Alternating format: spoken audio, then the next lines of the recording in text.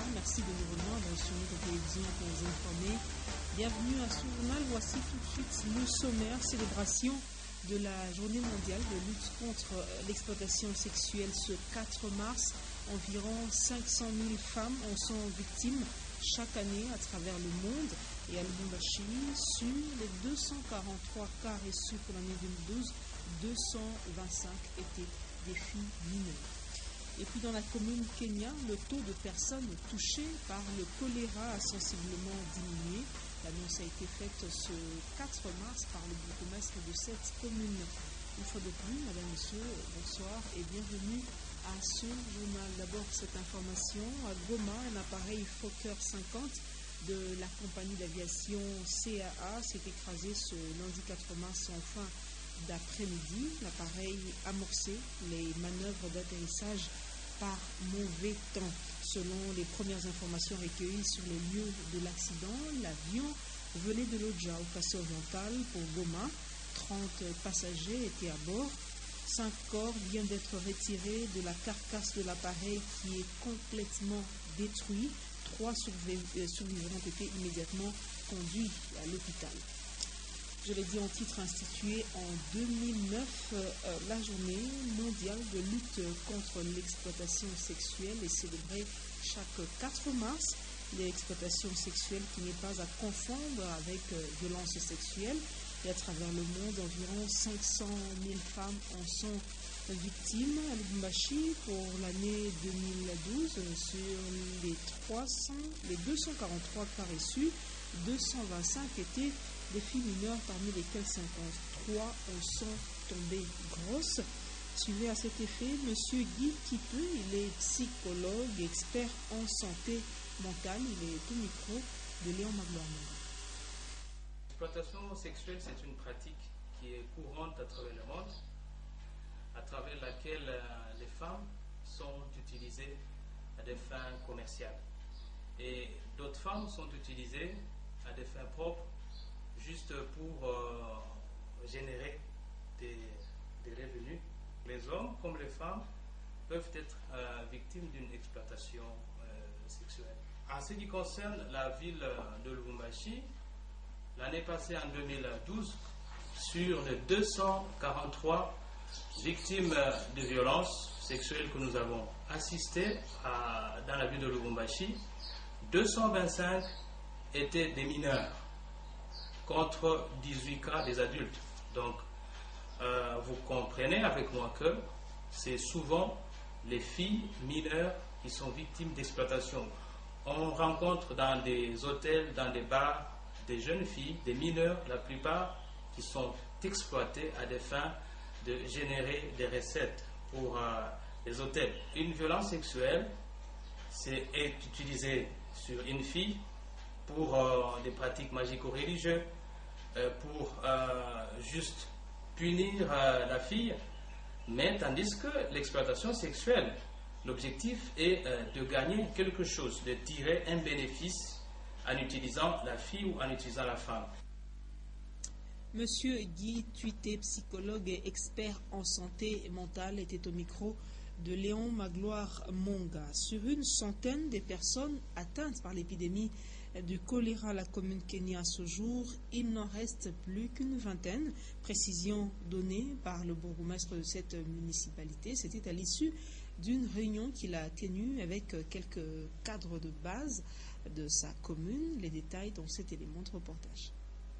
La cohésion entre les différents services liés dans la lutte contre l'épidémie, le renforcement des mesures sécuritaires et hygiéniques ainsi que le bilan médical de l'épidémie, ces points importants ont fait l'objet de la rencontre entre le bourgmestre de la commune Kenya, Gustave Ngoy, et ses différents cadres de base. Pour l'autorité urbaine, le nombre de cas atteints par la maladie régresse sensiblement. La commune Kenya, par exemple, ne compte qu'une vingtaine de personnes touchées par le choléra. Le problème de la sensibilisation, ce n'est pas un problème qui concerne seulement le bourgmestre, non. C'est un problème de tout le monde. Je pense, suite à la sensibilisation et des actions concrètes sur le terrain, ça nous a aidés. C'est pourquoi vous avez remarqué qu'il y a baisse. Fois passée, c'était 100 ou bien 100 plus ou 81. En ce moment dont je vous parle, hier on m'a parlé de vingtaine de cas ou trentaine de cas. vous remarquerez ensemble avec moi qu'il y a baisse. En fait, c'était à tous les niveaux. Les différentes couches vraiment s'est impliquées pour la sensibilisation. L'assainissement du milieu. J'ai demandé au chef de quartier de s'y atteler sérieusement là. Non seulement ça, mais aussi j'ai souligné le problème de la vigilance, de nous prendre en charge. Cependant, Gustave Ngoy a rappelé ses cadres de base à la vigilance. Pour lui, les campagnes de sensibilisation doivent se poursuivre, surtout dans le respect des normes hygiéniques et le maintien d'un environnement salubre. Et puisque nous parlons santé, sachez que désinfecter un malade du choléra et même sa maison doit se faire gratuitement. Et là, c'est selon la mairie de Lubumbashi. Mais sur terrain, il semblerait que les choses se passent autrement. Tenez, les agents commis à cette tâche exigeraient des victimes une somme d'argent avant cette opération. Suivez à ce propos le docteur Sabin Kakompwe. Il est médecin, chef de district de Lubumbashi. Nous en parle au micro de Huguette Maloba. Si c'est le gouvernement qui prend le tout en charge, donc la prise d'abord tout est gratuit, tout, en commençant par la prise en charge médicale, donc des malades qui sont dans les centres de traitement de choléra, même pour les autres interventions au niveau de la communauté, sont des interventions qui sont gratuites. Donc gratuites, on ne paye rien, hein, juste le médecin qui se charge de faire le certificat de décès.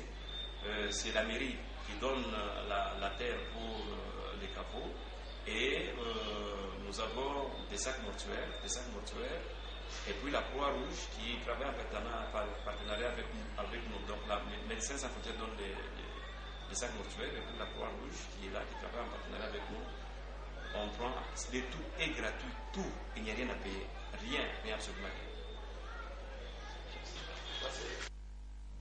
Et puis il s'est tenu ce lundi 4 mars dans la salle Wantanchi de la mairie de Lubumbashi une réunion sur la sécurité et la situation du choléra dans la ville de Lubumbashi. La réunion a été tenue par le maire de Lubumbashi, Jean-Oscar Sanguza Mutunda. Reportage. La situation sécuritaire dans la ville de Lubumbashi a fait l'objet de la rencontre entre le maire de Lubumbashi et les différents cadres de base.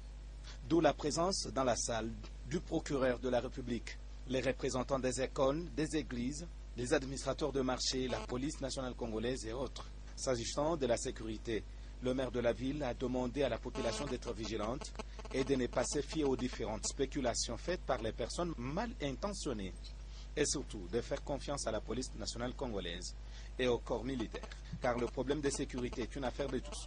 Il a interpellé les parents à prendre des responsabilités quant à l'éducation de leurs enfants et il a en même temps déploré le fait qu'il y a la réapparition des enfants en rupture familiale, dits enfants de la rue, dans différents coins de la ville de Lubumbashi. Un autre point évoqué dans cette réunion, c'est la lutte contre l'épidémie de choléra. Le maire a interpellé toute l'assistance, chacun ce qui le concerne, de sensibiliser dans son coin. Il est revenu sur le marché pirate qui refait surface sur la ville et les constats amers de voir les aliments être étalés à même les sols et les immondices qui sont déposés à différents endroits non appropriés. Et l'avenue Kubo de la commune Katuba au quartier Salongo est en pleine réhabilitation. C'est depuis novembre 2012 que ces travaux ont débuté, travaux exécutés par l'entreprise Safricas et bien sûr financés par le gouvernement provincial du Katanga. Reportage. L'axe concerné par la réhabilitation sur l'avenue Kubo dans la commune de Katuba est long de 1160 mètres. Il part de l'avenue Kamina au boulevard Rupemba. Des engins de génie civil de l'entreprise Africas sont déjà à pied d'œuvre. On a démarré les travaux au mois de novembre pour l'assainissement. La route, on a attaqué la route un mois après. Donc au mois de novembre, on a commencé l'assainissement. Au mois de décembre, on est parti en vacances. Et au retour, on a attaqué la route. Ça fait 3 mois que nous sommes en train de lutter malgré la pluie. On fait quand même un effort pour évoluer. Juste là, on a déjà fini avec les rechargements de couches de filtration. Maintenant, on est en train de recharger la couche de base. Donc bientôt là, si je ne me trompe pas, dans un mois, si la pluie ne nous fait pas tort, on est vraiment décisif de poser la couche de roulement dans un mois. Pour cette commune, Plusieurs avenues ont été réhabilitées sur financement du gouvernement provincial du Katanga. C'est entre autres Salongo, Kamina, Moulongo et Lengwe. À part elles, d'autres sont défectueuses. Le cas de l'avenue Kabambare, une artère très sollicitée parce qu'elle débouche au quartier Kasungami. A noter que c'est depuis novembre 2012 qu'ont démarré les travaux de réhabilitation de l'avenue Kubo. Et à Kipushi, les habitants de certains quartiers refusent de payer les factures de consommation de l'électricité. Pour cause, ils avancent comme raison de ne pas recevoir régulièrement cette denrée. Eh bien aujourd'hui, ils ont exprimé leur mécontentement. Les détails dans ce reportage qui porte les signatures d'Antoine Roger Mouimamba et Louis Seloumani. La vétusté d'une bonne partie d'armoires de 25 mètres de câbles électriques haute tension est à la base des coupures du courant dans plusieurs ménages des abonnés de la SNEL. Nous sommes dans la cité de Kipushi depuis le 25 janvier sur l'avenue Kolwezi. Jusqu'à ce jour, la panne n'est toujours pas réparée. D'où l'inquiétude de ces abonnés de la SNEL qui refusent de payer les factures, qui vont de 16 300 à 17 100 francs congolais pour le mois qu'ils n'ont pas eu le courant. Avec cette coupure de courant, ces abonnés de la cité minière de Kipushi espèrent une solution rapide de la part de la SNEL par rapport à leur mécontentement lié à la réclamation de l'énergie électrique. Kipushi, toujours des inconnus se sont introduits nuitamment auprès d'un particulier. Ils ont tout emporté, ordinateurs, imprimantes, photocopieuses et autres accessoires. La scène s'est déroulée la nuit du dimanche 3 mars au lundi 4 mars et la population déplore cet acte. Jean-Claude Mbal, Louis Loumami, reportage.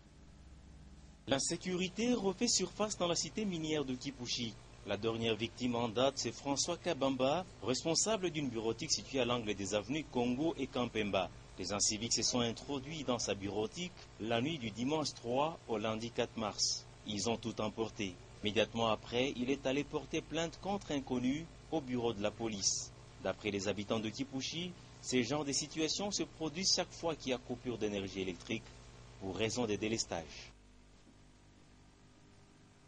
On va rester à Kipushi. Un cas de meurtre a été signalé dans cette cité minière. Le corps inerte de M. Kakela Pebi, surnommé Tana, a été retrouvé dans l'enceinte de la paroisse Sainte-Famille. Après le constat du procureur de la République, le corps a été acheminé à la morgue et les causes de cette mort sont encore inconnues. Fin de ce journal, Madame, Monsieur, voici le rappel des titres. Célébration de la journée mondiale de lutte contre l'exploitation sexuelle ce 4 mars. Environ 500 000 femmes en sont victimes chaque année à travers le monde. Et à Lubumbashi, sur les 243 cas reçus pour l'année 2012, 225 étaient des filles mineures. Et dans la commune Kenya, le taux de personnes touchées par le choléra a sensiblement diminué. Annonce faite par le bourgmestre de cette commune. C'était aujourd'hui à l'issue d'une réunion qu'il a eue avec les cadres de base de sa municipalité. Fin complète, Madame, Monsieur, de ce journal. Merci de l'avoir suivi. Retrouvez demain à 9h et 13h Karine Kabongo pour vous informer. Je reviens demain à 23h avec le même réel plaisir. Et je vous dis, à la force de commencer, il faut joindre le courage de persévérer. Au revoir et à demain.